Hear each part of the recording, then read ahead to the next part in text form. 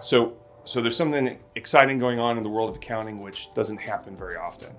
And that is that the FASB, which stands for Financial Accounting Standards Board, recently announced that they are going to allow fair value accounting for Bitcoin and cryptocurrency on the balance sheet of companies.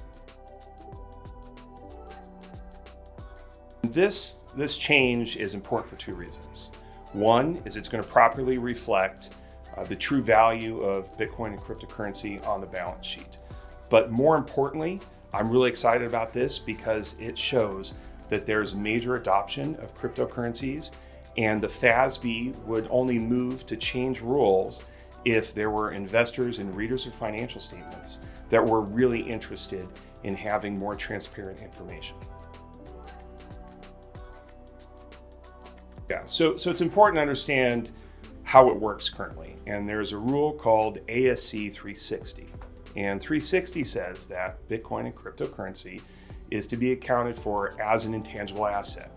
And what that means is, as an intangible asset, you can only write down the value of the intangible asset as an impairment expense. So let me illustrate this. Say, for example, on Monday, we mined Bitcoin at $25,000. We'll show revenue of $25,000 and Bitcoin on our balance sheet of $25,000.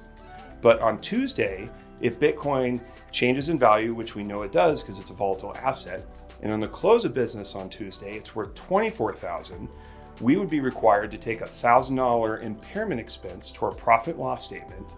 And so we'd show a $1,000 impairment expense, and then we show Bitcoin value of $24,000 on our balance sheet. That's not a problem because that's fair value, right? But the problem comes in on Wednesday. If Bitcoin goes back up to, let's say, $26,000, we don't get to write it up. We'd still have to show a $26,000 asset with a value of $24,000, and that's the problem. What happens now with fair value accounting is that we'll be able to mark to market. So as of the balance sheet date, typically the end of the quarter, we'll show the value of Bitcoin as of the close date of the quarter. So on that Wednesday, if that was the end of the balance sheet date, we would show $26,000 Bitcoin, and then we would run the change through, either up or down, through a gain or loss in the profit and loss statement. This change is important for financial investors because it more properly reflects the liquidity and assets of a company.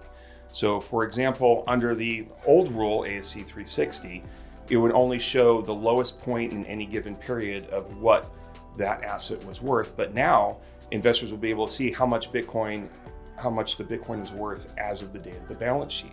And because of that, investors don't need to go digging through press releases or other disclosures to find out what the fair value is. Now the fair value will be posted on the face of the balance sheet. This will absolutely make life easier for the investors when they're analyzing the financial health and liquidity of a company, and it's also going to make it easier for companies when communicating the value of their assets. So right now, the timing of this is still to be determined, but what's important is that the FASB has indicated that they are going to come out with the rules and the timeline for companies to adopt this.